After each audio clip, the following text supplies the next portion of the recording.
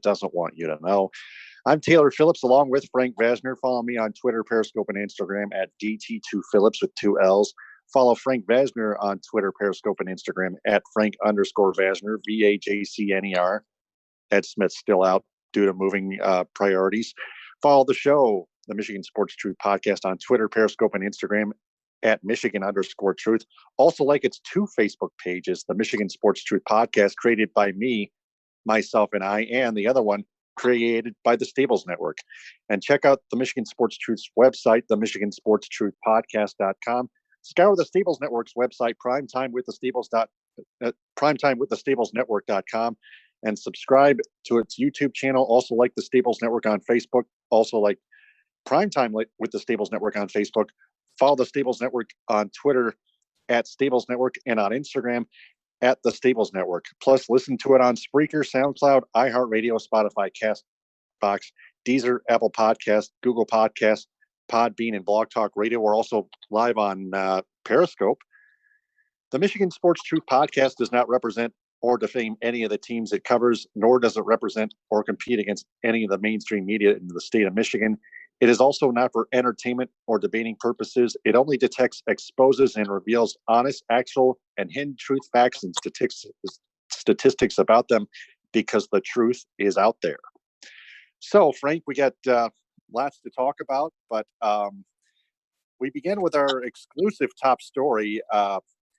First off, Mark Dantonio, after 13 seasons, calls it a tenure, at least, with Michigan State University as head football coach.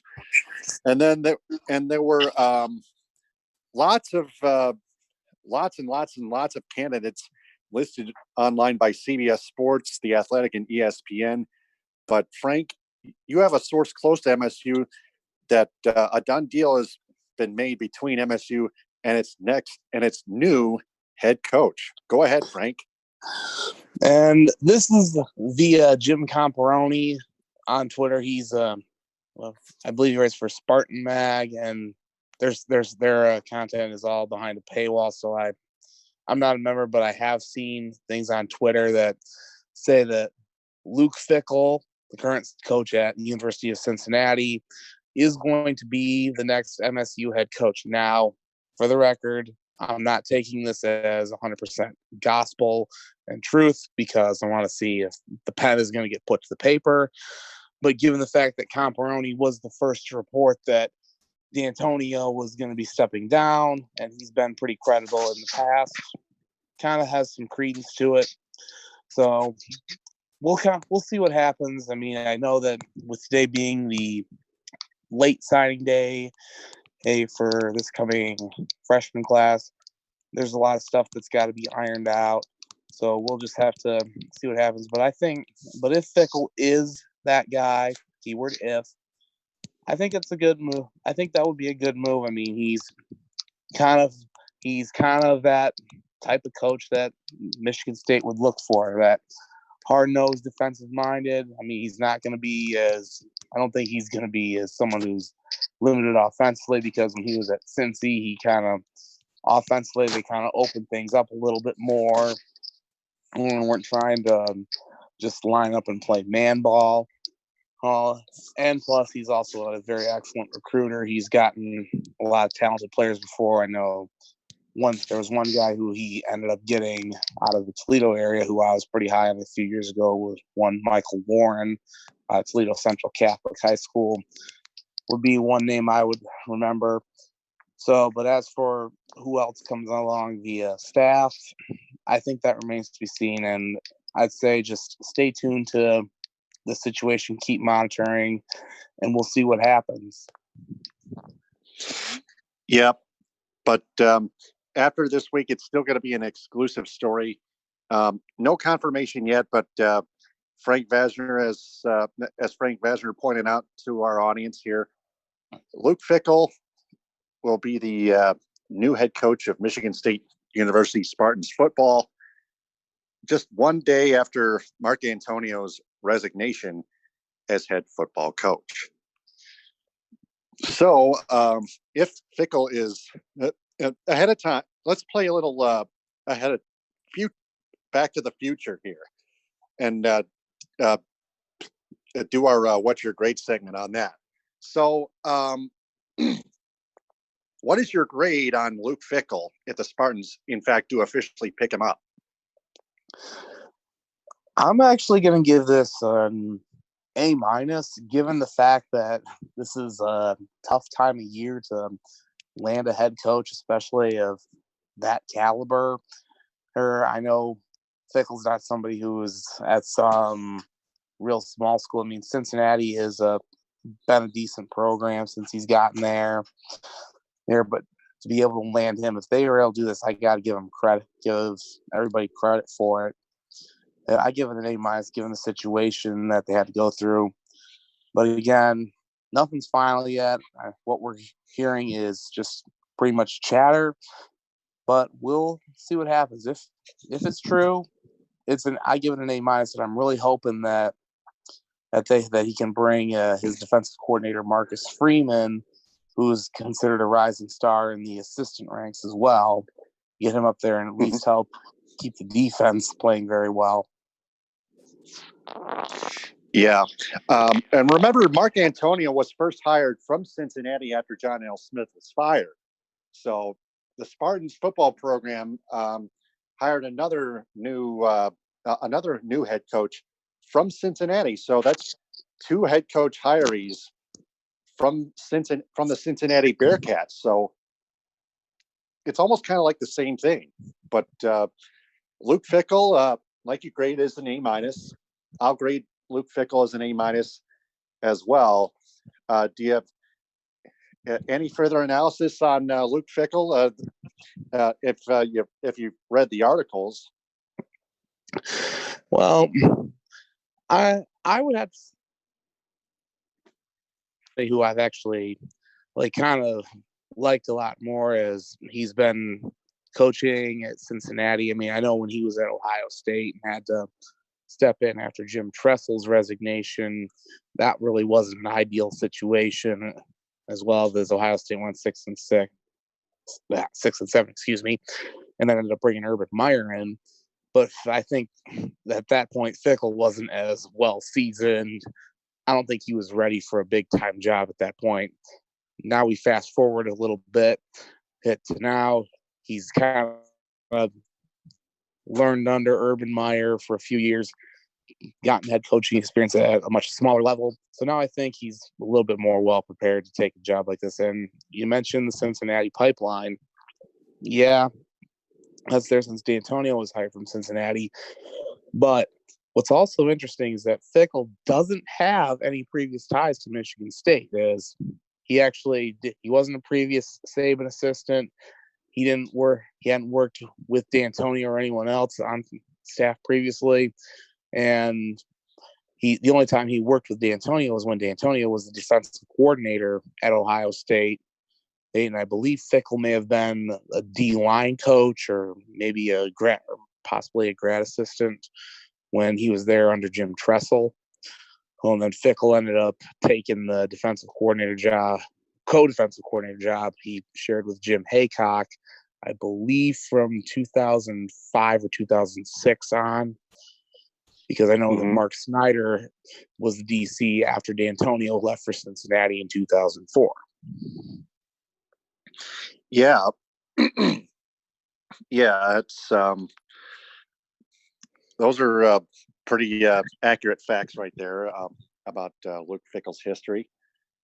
So Michigan State, I think, seems to be in the driver's seat with their new head coach, Luke Fickell. If this is true, hopefully they confirm it.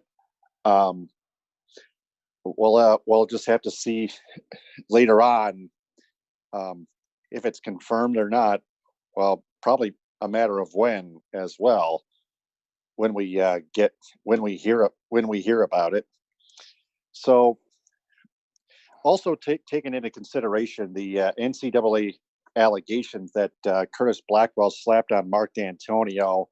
Mark D'Antonio just keeps brushing him off. Frank, what's your take on that? Well, it sounds like one of these allegations is hiring parents of players, which Taylor, let's be honest, that happens at a lot of schools. It happens schools where you want to get somebody to come in there, and does the NCAA really do anything about it? No. So I think truthfully, I think that's probably a mountain out of a molehill.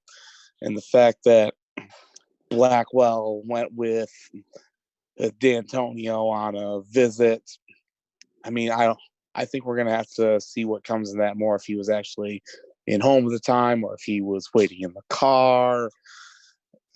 Or I think we're just going to have to see what comes out of that one. But I mean, from everything I have heard about Blackwell, is he's also complaining about the way that the police arrested him in February of 2017, after he covered up the whole sexual assault with Donnie Corley, Dimitri Vance, and Josh King. And they took him out of the Scandalaire Center in handcuffs. So the thing with Blackwell is I'm starting to think that he's just trying to make this more about him and try and hide the fact that he's done some wrong too. And he's just trying to say, well, if I'm going down, I'm going to take everybody with me. Yeah. Wow. That's because he's loyal to them. The loyalty just keeps on brewing around. It kept on brewing around until D'Antonio's resignation. It just boom went the dynamite. Things may at least some things may change after MSU unofficially hiring Luke Fickell. So we talked about the replacements and the exclusive top story about Luke Fickell unofficially coming to MSU. Curtis Blackwell slapping those NCAA allegations on Mark D'Antonio. Now we want to. I want to touch on something else in terms of Mark D'Antonio leaving. Mike Valenti of 97 won the ticket. I know, Frank, you like him, but Tony Paul tweeted an article about Mike Valenti's comments about Mark D'Antonio leaving, being quote unquote absolutely weak. And Mike Valenti just went berserk. He was just emotionally hurt. I can sense it. Mike Valenti was absolutely emotionally hurt about Mark D'Antonio, and he didn't even want to believe it that he told the media, decided if it was personal matters or stuff like that. But there was no Mike Valenti. He did not find any reason to believe that Mark D'Antonio was in fact resigning, which he actually was yesterday. Mike Valenti didn't even want to believe that it was true for that reason. And because he just loves Mark D'Antonio so much as MSU's football head coach. Well, he's got to be a sore MSU homer. Well, here's what I'll say, Taylor, and I'm not gonna call him a homer, because I think if he was being a homer, it would have been all happy joy. Yeah, D'Antonio's gone finally. I'm gonna celebrate. Well, not that way. On his grave. Yeah, but I will fully admit this. I believe that he jumped the shark on a lot of things, like calling him out for not citing health, or saying that he was saying he was trying to say, well, he may have said "F you, I'm taking my money and running," or things like that. I think it was just him jumping the shark over it, because I know he's called for D'Antonio to make changes or get out. So, and truth be told, is there things about the timing of this that I personally don't like? Yeah, I mean, right before National Signing Day, hey, it happens. And I know, and of course, kind of back to the whole rumor about did the Board of Trustees force him out? If that's the case, then why couldn't they have done it sooner, like after the season or some point during the season, or waited until after this coming season? There's a lot of things about the timing that I don't like at all. But at the same time, I'm not going to go jump the shark and impugn D'Antonio's character unless I've got hard evidence to back it up that he actually did something wrong. Then that's a different story. But for now, I'm just going to let facts come out. And whatever they may be, they will be. The truth is going to come out because, as we say, the truth is out there. That's how we roll. Yeah, and this is not the first time that Mike Valenti has jumped the shark on sources from media about MSU, Michigan State University, with its sexual assault cases, including men's basketball, the Larry Nassar case. Mike Valenti jumped the shark by defending Izzo and D'Antonio that he believes that it's not their fault, that they had nothing to do with the sexual assaults, but when they actually enabled Lou Anna Case, then President Lou Anna Case Simon's lack of accountability for mishandling or mishandling the all those allegations of it, the Larry Nassar stuff, the men's basketball and the football. It had been spreading all over the place, and we'll always keep an eye on stuff like that. It's very, very, very, very serious. He went on the air and jumped the shark again, like two years ago, back in 2018, and he jumped the shark the same way he jumped the shark yesterday. That Valenti went after the media and told him to prove it if it was true. Meaning Valenti didn't want to believe that it was true about Tom Izzo and Mark D'Antonio not holding or actually just enabling Lou Anna Case Simon's lack of accountability for those sexual assault cases and allegations and stuff.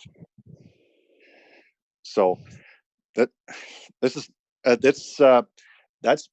why I was disgusted with Mike Valenti's comments on the air. I saw the video.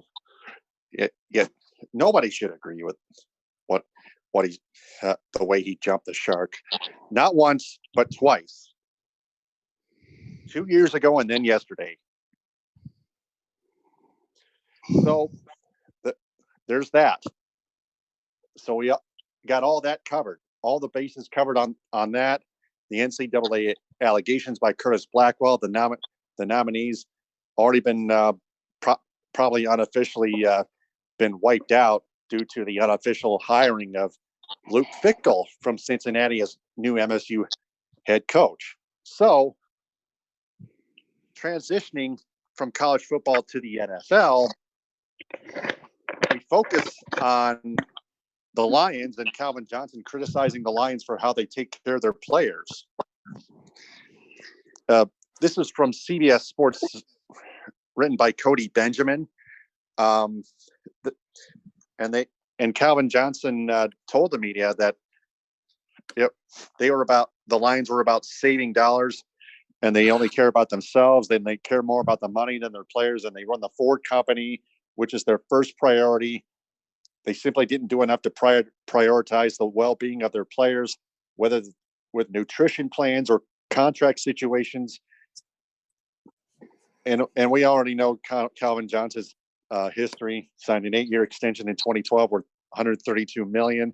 They didn't handle him well, and Calvin Johnson said they didn't handle their other players well in his tenure as wide receiver of that awful Honolulu blue and silver team in the National Football League. So, Frank, take the shovel and dig the grave. Well, all I can say is I have my sarcastically shocked face on right now. Oh, I mean, given the way the Lions handled Barry Sanders in the past, it's no surprise that they're doing same crap to Calvin Johnson. I don't know why they've got to be this way. Hey, but shame on ownership. Shame on the Ford family. It's basically more same crap, different day.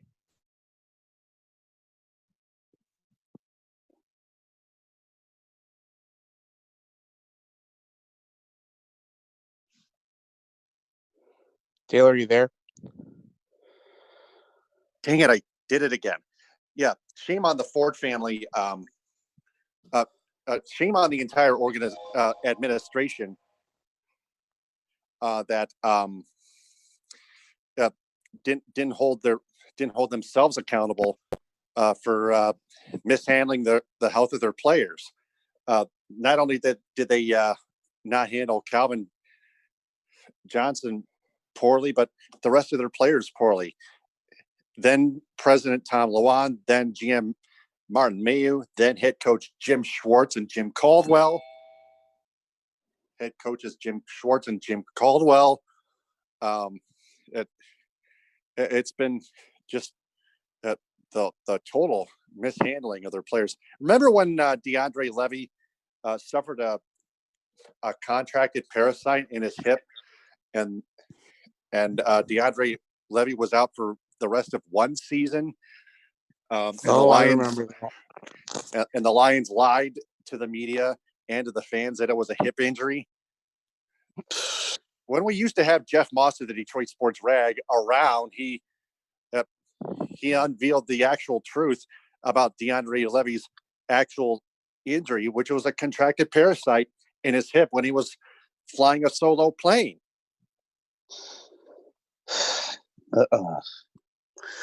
Yeah, I remember that mess quite well, and it's a shame that Moss doesn't resort to the same stuff even today. So, but enough about that. Again, like I said, the Lions are pretty much just gonna same crap, different year for them. They don't want to do things the right way. They want to do things the way that make it look good for business. Well, the way you're doing it for business, it has absolutely no integrity whatsoever. No, it does not. So the Lions, they have signed 49ers offensive lineman Jason Garnett. Here's another What's Your Grade segment. Frank, what's your grade? Hold on. I got to actually pull that one up real quick. I'm just going to, just give me 1 second. It sounds like he was somebody who played for the 49ers. Whereas I don't believe he was on the, who lost to the Chiefs in the Super Bowl. Yeah. Yeah, I don't believe he was on the active roster for the Super Bowl. So let's see. It's actually Joshua Garnett. Joshua Garnett. Yeah. Yeah. Yes. Thank you very much. Yeah. Yeah, Josh he was Garnett. he was a 28th overall pick in 2016. Started 11 games as a rookie. But he ended up losing out to Mike Person. And here's a bit of a coincidence. And the Niners actually have a previous starting offensive lineman for the Lions, Laken Tomlinson, who was actually brought in 2017 after Garnett had a knee injury. It's kind of weird how things work out. To me, this seems kind of like a depth move, so I'm just going to give it a C- for now. Yeah, I was talking with 97.1 The Tickets, Dan Leach, that they got to find a replacement if they're not going to re-sign Graham Glasgow. Yeah. He and I spoke in DMs on Twitter. Yeah, I just asked him what his thoughts were, I mean, and then after he answered, I thought it would be an additional bonus to have both Glasgow and Josh Garnett on the roster, both on the offensive line, both working it together on the field as one offensive line to protect Matthew Stafford or whoever in the pocket. Absolutely. And, honestly, my hope is maybe Garnett can benefit from a change of scenery. Maybe he'll work out where maybe he can actually perform at a good level. But until then, I'm going to keep this as C-. Yep. So, yeah, that right there, that clears up the Lions. Now back to Michigan State in terms of men's basketball. They lose to Penn State 75-70 after they fell to 16th in the AP poll. Penn State was going into the game 22nd. I know Cassius Winston had a hell of a game, but he missed a free throw, and then he that could have tied it up, and then he could have tied it with a three. I mean, I can't blame it too much on Cassius Winston. It's MSU's defense that let Penn State back into the game. They left the opposing 3-point shooters wide open like the Pistons usually do, and we'll get to them later on. But and we'll get to Michigan in between. But you know what? I think Michigan State's defense was lacking a little bit. That was the main problem that caused Michigan State to lose to Penn State at home. And that's what infuriated me, not only with the missed free throws, but the defense. That was another problem that I stated on the Michigan Sports Truth Periscope via Twitter at Michigan_truth. And I was just angry. I was. Michigan had the same problems with Ohio State, but well, I'll let you analyze Michigan State's loss to Penn State. So go ahead. All right, just I'm pulling up the box score. Or my take on it is this: somebody else other than Cassius Winston has to be willing to say, "Give me the ball. I'm gonna make shots for you." Down, and especially late in the game, because it seemed like nobody wanted the ball. It was just after Cassius was getting double teamed, everybody was just passing the ball around, and nobody wanted to take a shot. That to me is a problem, and somebody other than Cassius has to step up. I mean, he had a nice game. He had 25 points. It wasn't great shooting the long ball, 3 for 11. But again, I think he had to take shots because who else wanted to? Xavier Tillman only took 5 shots, had 9 points. Aaron Henry took 6 shots, 6 points. Gabe Brown took 4 shots, 7 points.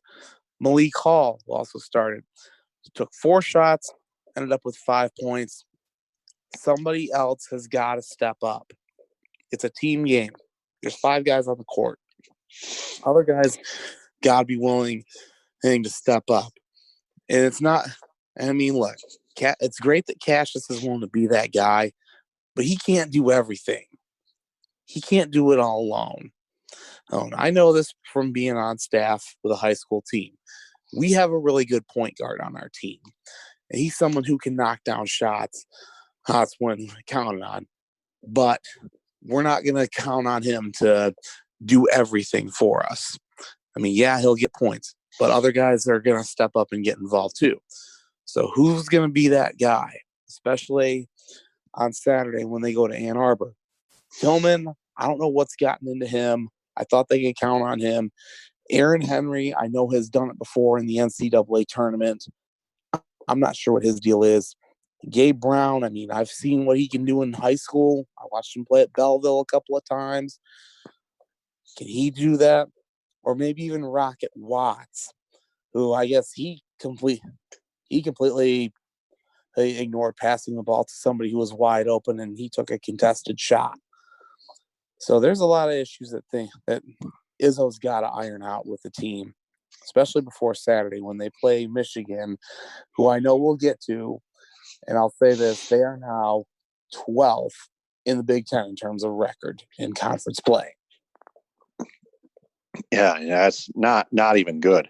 And speaking of Michigan, they lost to Ohio State 61-58. The same issues: lack of free throw shooting and lack of defense. I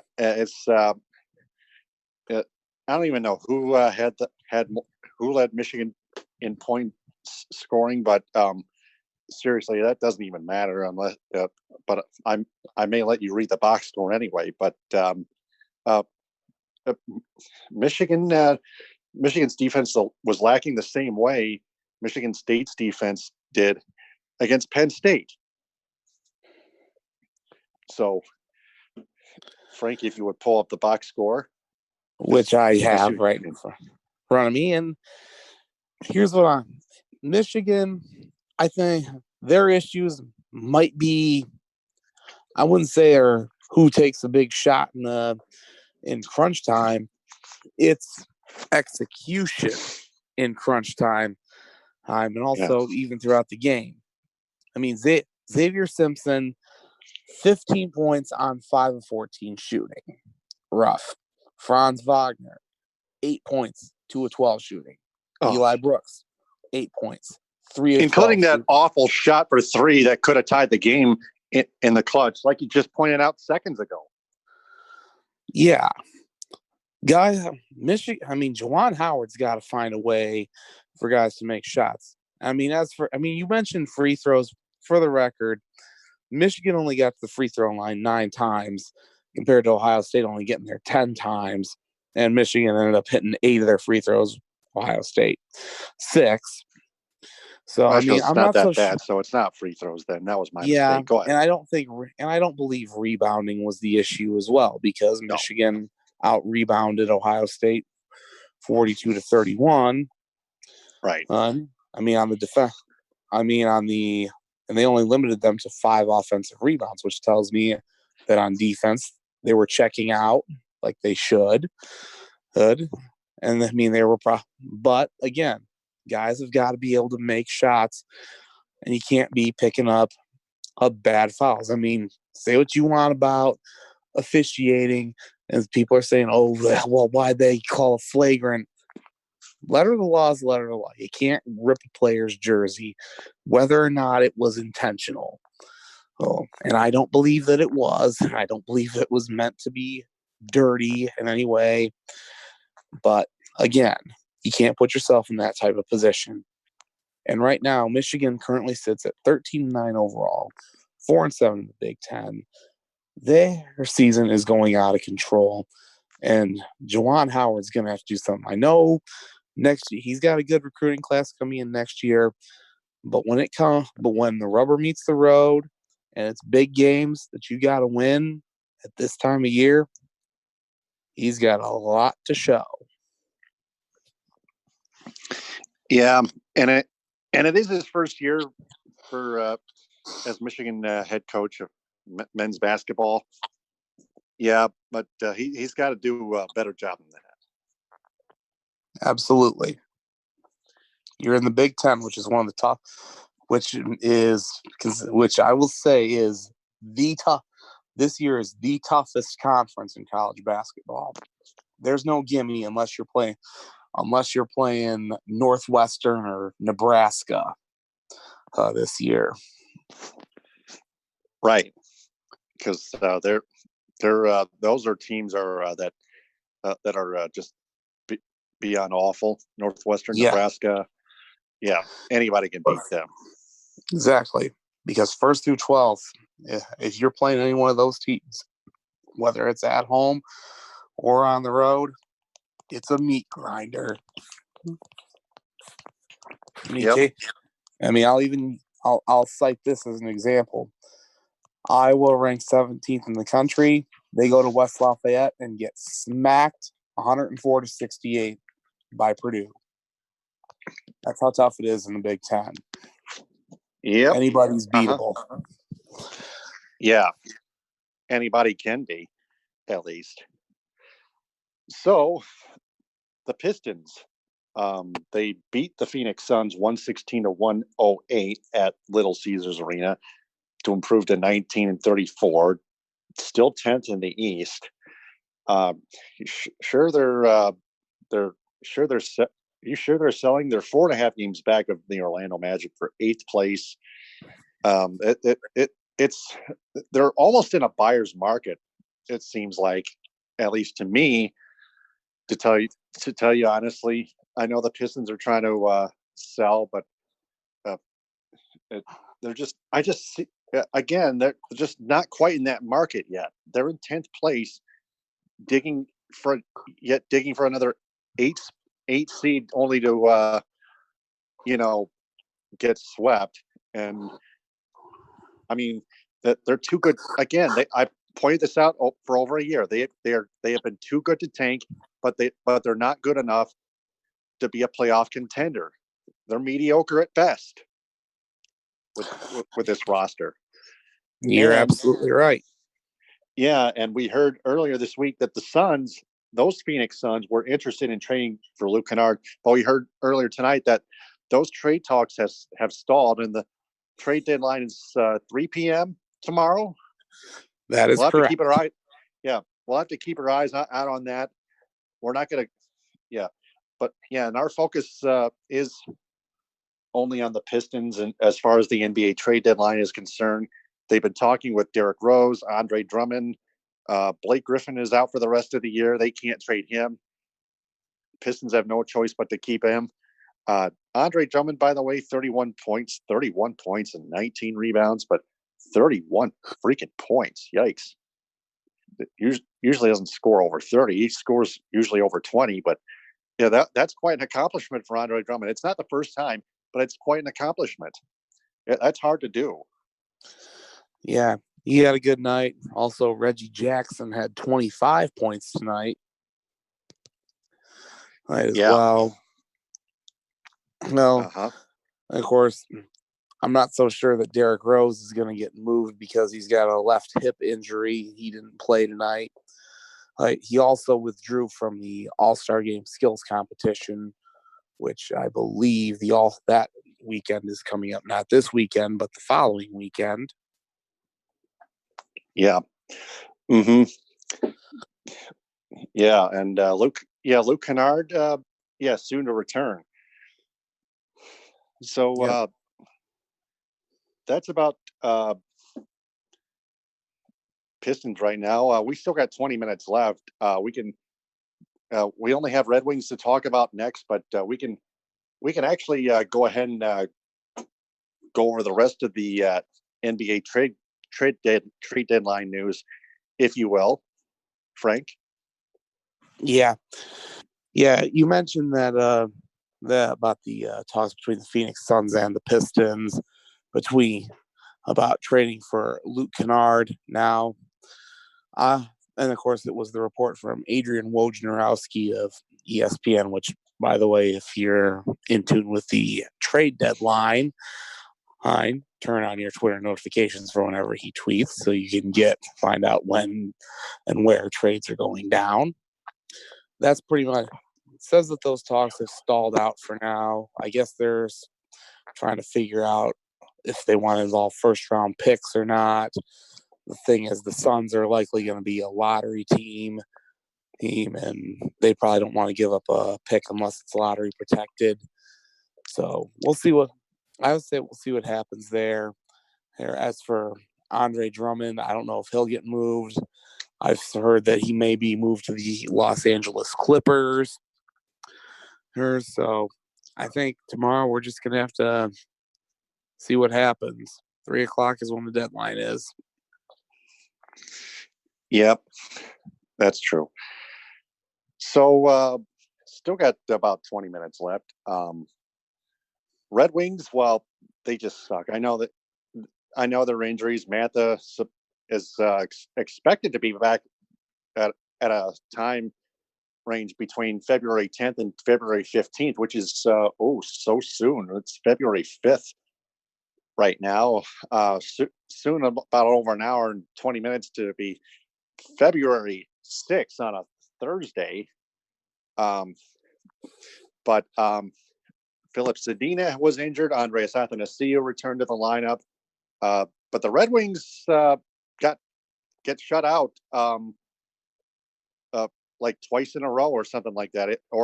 Unless I'm wrong, they get shut out. You are correct. Yep. Oh man. Their offense has been lackluster. Some may argue that that 1-0 loss to the Rangers was bad luck, which was actually was not, because their offense can't get anything. Their offense is lackluster. Then they lose to the Philadelphia Flyers last night, 3-0. Both of them at home. They get shut out twice in a row at home. Both of those games at home. But hey, that's appropriately hilarious, because considering the Red Wings are appropriately tanking like good little boys. Let me check their record right now on the NHL mobile app. They're sure by far in last place in the entire NHL standings. Need I inform our audience here? Taking a look at the league standings here, 28 points, 15 behind the Los Angeles Kings. The Red Wings are 12, 38-4. The Kings are 19, 30-5. Hokey smokes, Bullwinkle. 15 points is like further than far enough, man. Still, the lottery may change everything, which we hope it doesn't, which we hope does not. And the Red Wings somehow keep that number 1 overall pick when that lottery's all said and done, like May or June or something like that, on NBCSN or NBC or whatever. The lottery will actually be in April. April. Oh, can't wait for that to get over with. That's right. It was April last year when the Red Wings fell from 5th to 6th in the overall pick lottery, and they picked Moritz Seider. Did Steve Yzerman? Yeah, and I've also got their schedule for that's upcoming. The Wings will be on the road the next two nights. They'll have to play the Buffalo Sabres on Thursday and the Columbus Blue Jackets on Friday. They'll be home. They'll actually be home against the Bruins on Sunday, and then their next game before our next show will be on Tuesday again at Buffalo, which will be the start of a 4-game road trip. Yeah. Mm-hmm. And before we get to the rest of the NHL, I'd like to share an update with you.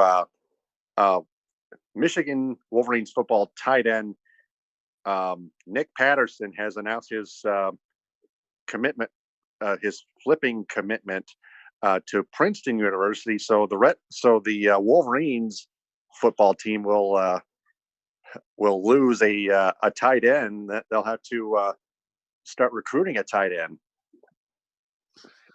I would have to look and see what their recruiting class they brought in is, because I know they had the early signing period back in December, and then they had the late signing period today.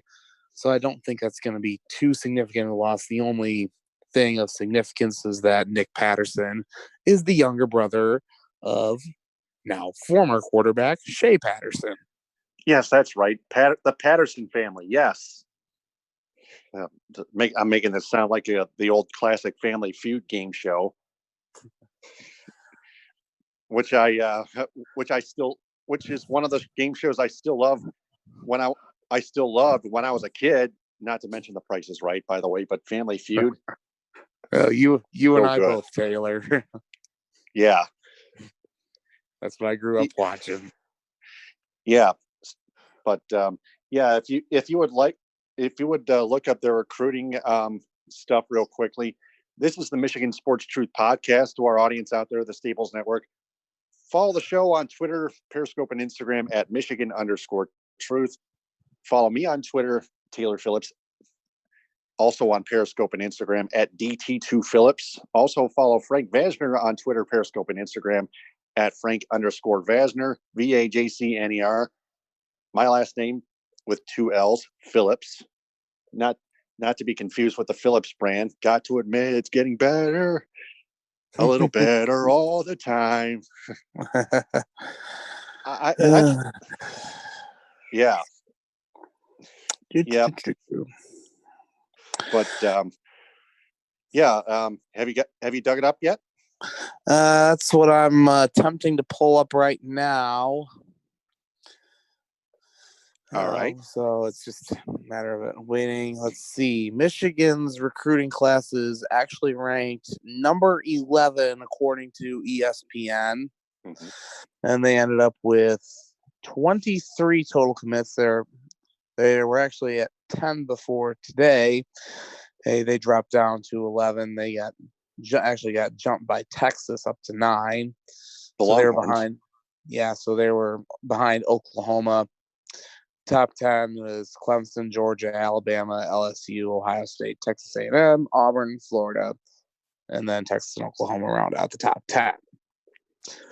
So again, the whole thing with losing Nick Patterson, I don't think that's going to affect them too much, but we'll see. It's just going to create another opportunity for somebody to step up and take on a role.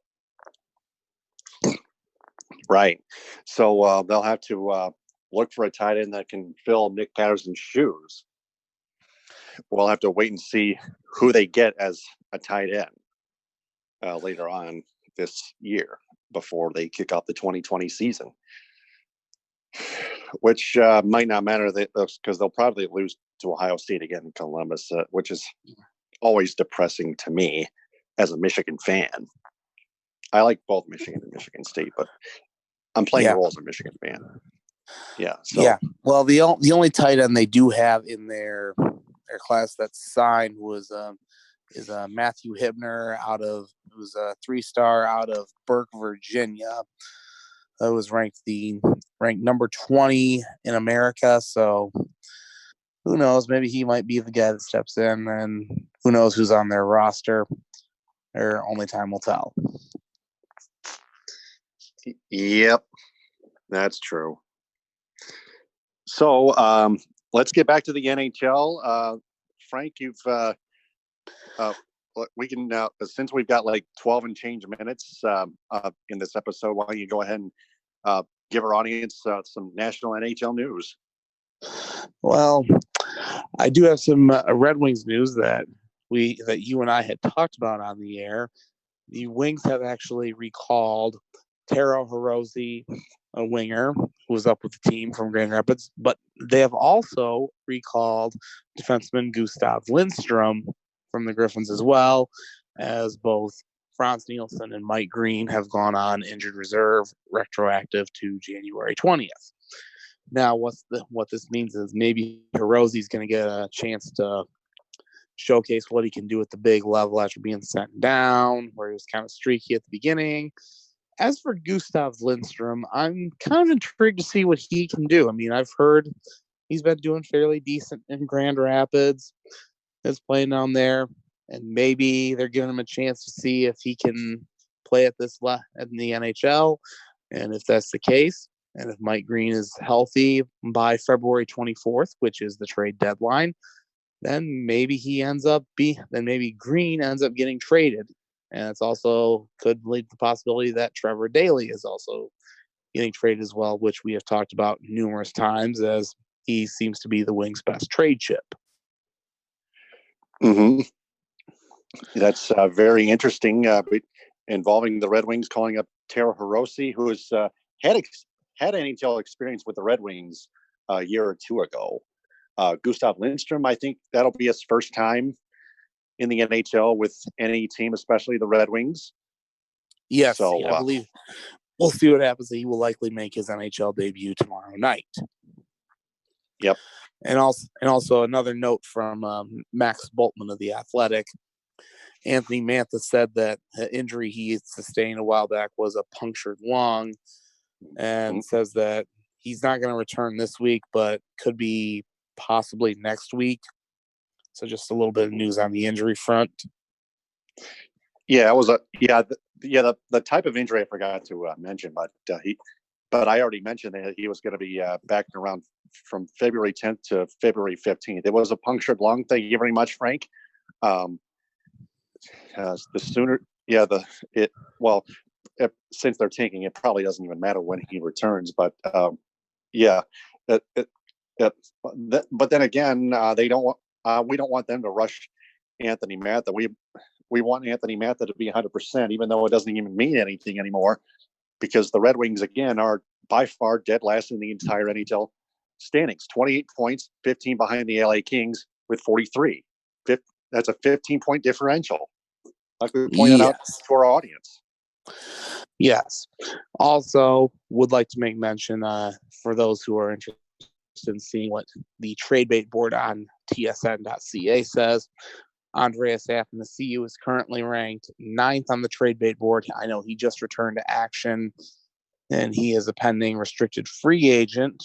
I'm looking for other names of Red Wings players who are on the board, or it's now expanded up to 30. And Valtteri Filppula is also mentioned, at least for this year. He's got another year left on his deal.